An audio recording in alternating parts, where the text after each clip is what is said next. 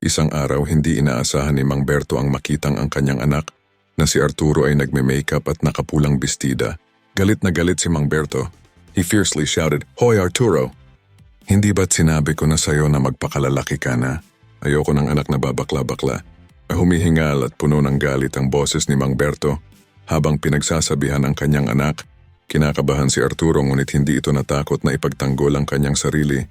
"Tay, bakla po talaga ako." "Baklos, ganyan tay."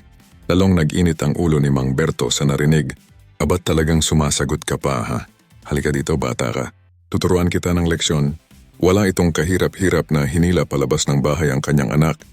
Sa labas ng bakuran ipinasok ni Mang Berto si Arturo sa isang sako at pinitin sa malaking puno.